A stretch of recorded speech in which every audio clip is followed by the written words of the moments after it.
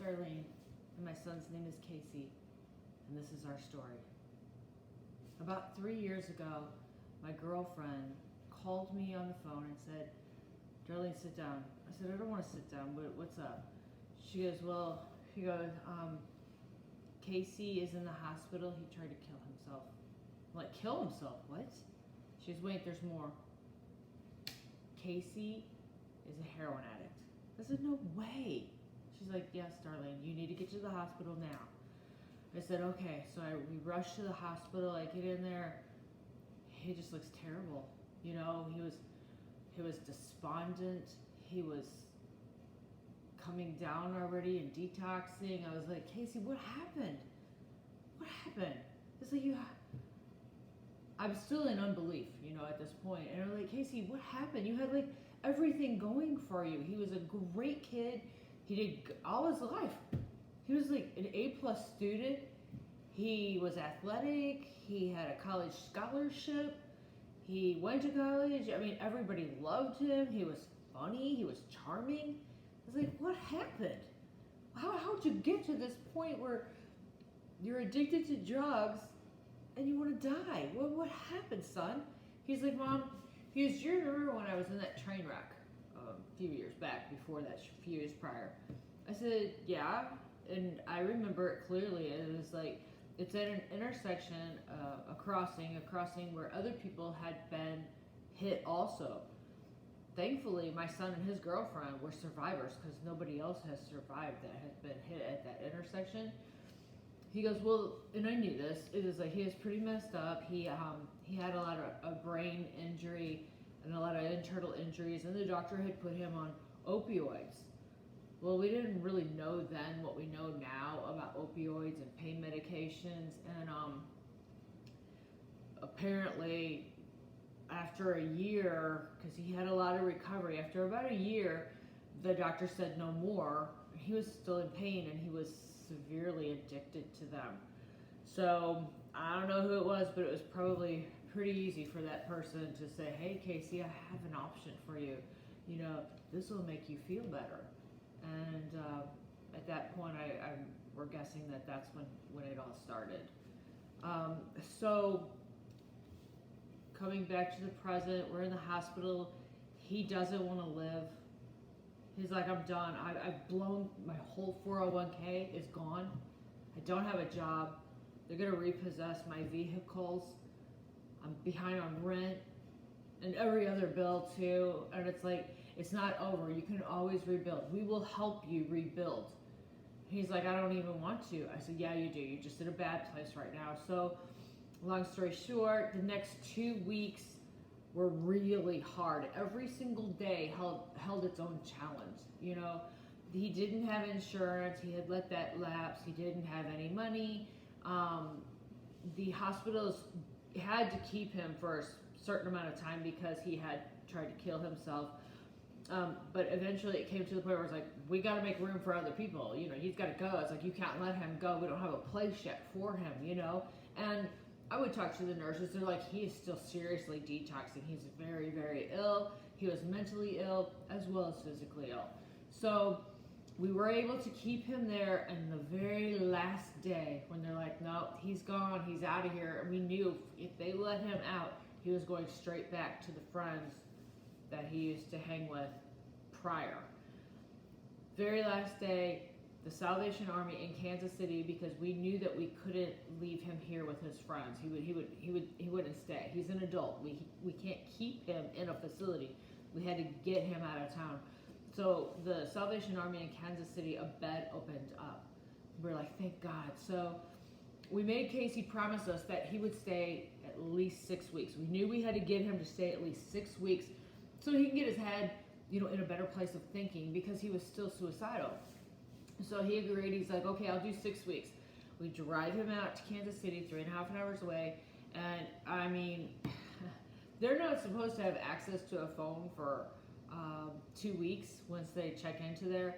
But apparently he found out within the first half an hour, this is not a 6-week program. It's a 6-month program. And so he's calling us. He's frantic. How did you do this? Blah, blah, blah. We calmed him down. We're like, Casey, just stay 6 weeks. That's all we're asking.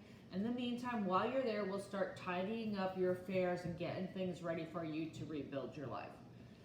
Got him calmed down. He said, okay, I'll stay for 6 weeks. Boy, he was counting those days because it's 6 weeks.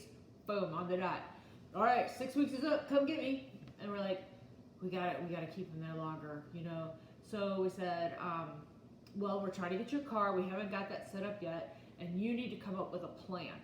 Get a plan. Do you have a plan yet? You know, what are you going to do? Where are you going to go look for a job? No, I don't have no plan, you know. So it's like, okay, well, you come up with a plan.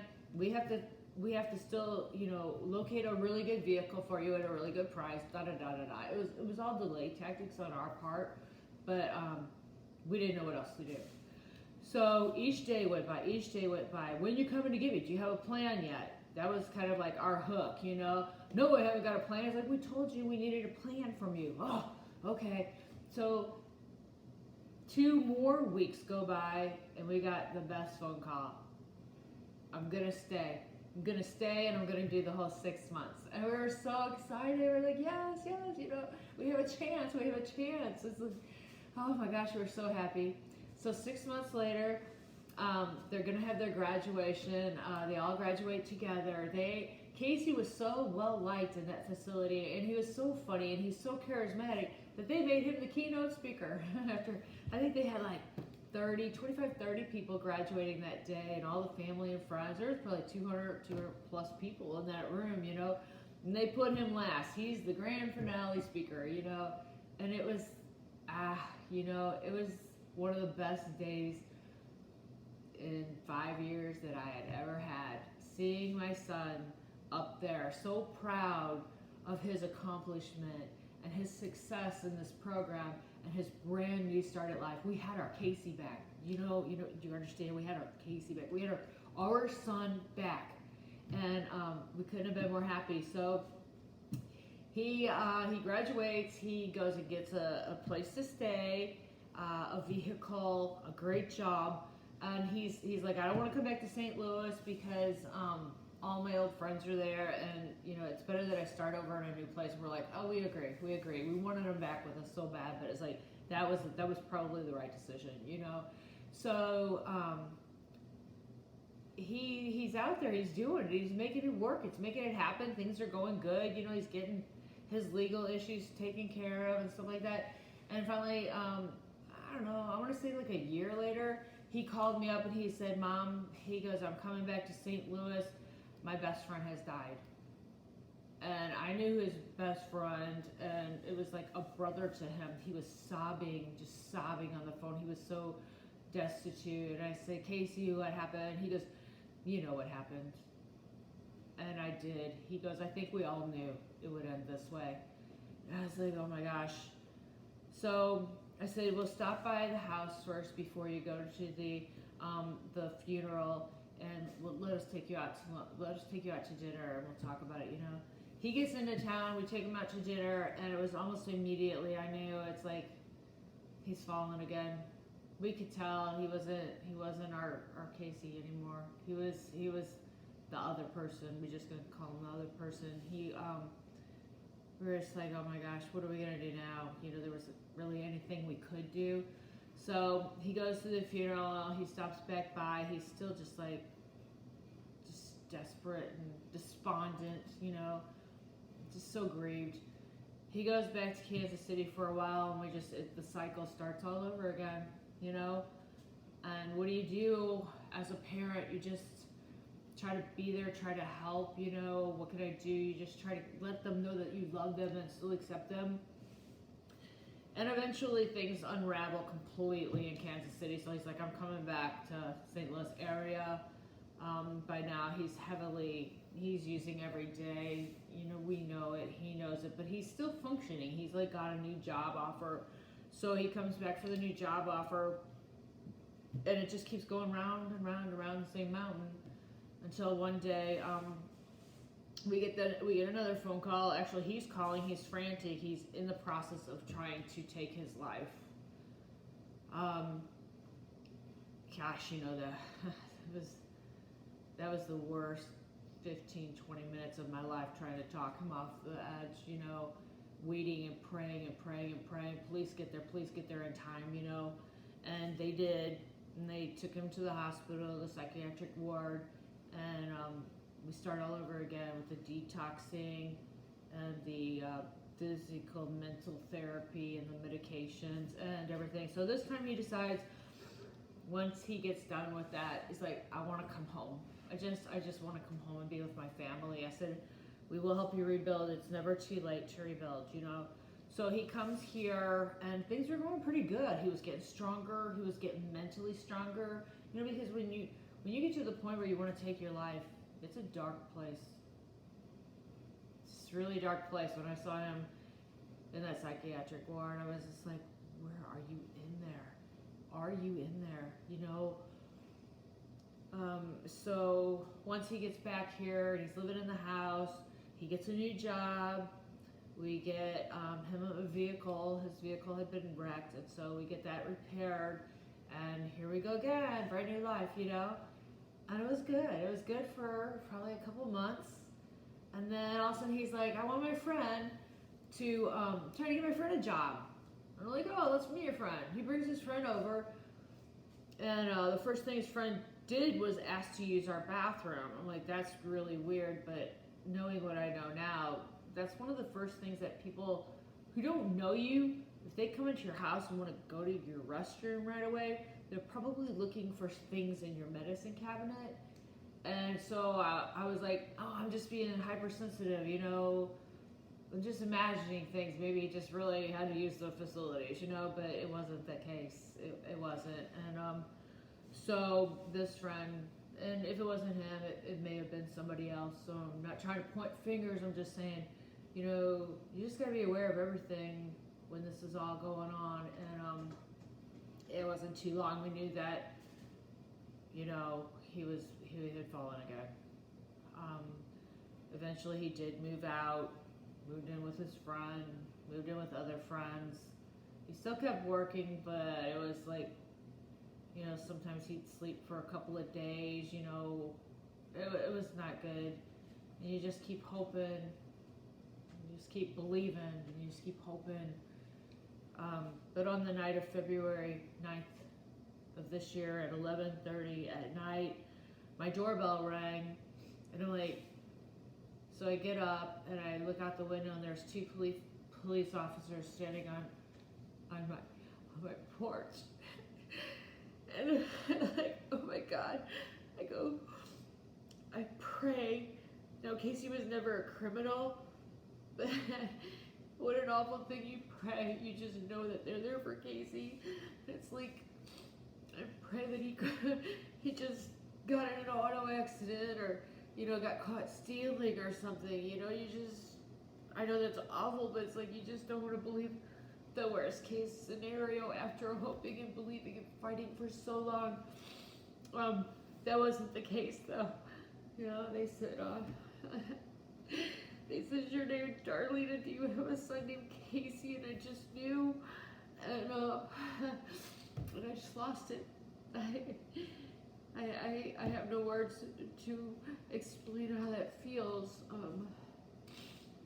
I stood out there for about 20 minutes. The officers were so nice, you know, just crying on their shoulders and stuff, you know, like, oh my gosh, I don't even think you're supposed to touch a cop, you know, but they let me cry on their shoulders 3 times, and then they had to go, and this was right before COVID, so we at least got to have a service for him, a funeral service, and man, the room was full. I told the people, I'm like, I don't think this room's big enough. And he looked at me like, oh, it's weird, but that's how popular he was. You know, he's so well-liked. So, so we had the service, and where do you go from here, you know? I've thought about it a lot, and when the opportunity came to do this video, I knew I had to do it, and I just want to say, you never think it could happen to you. You just never think it could happen to you. As a parent, I never thought it would happen to us. Here's this golden boy who everybody loves, has the whole world at his fingertips. How did it happen? You know, nobody's immune. I've heard of star athletes and famous people. I've heard pastors and police officers. I've heard stories from so many parents. It can affect anyone, anywhere. You just don't think it can't happen in your family. Be aware. To the young adult, I would say it can happen to you too. When you go to these parties and people offer you, hey, try this and try that, you need to remember what I'm saying to you right now. No, not even once. If my son could talk to you right now, if he was here, he would tell you the worst mistake I ever made was trying it just once. If I could go back in time, I would say no, because it is so deadly, it is so evil, it is so addictive that one time. It only takes one time. I've heard many parents say this. Their children have confessed to them. It's like, I just wanted to try it once. And then here we are, we're burying them, It's like, even just once, it can make your life hell. And then it can end. And then it will steal your whole future. Don't do it. And as to the parents, be aware. I saw Casey. I saw him sweating. I saw him, I'm just sick. And you don't think it'll happen to you. And I just thought, I know he's partying, because he's in college and everything. He's just hungover. He drank too much or something, But that wasn't it. He was having withdrawals in front of us. We had no idea. And it was just like the symptoms were there, but we were clueless. So be aware. Nobody is immune. Lock up all your medicines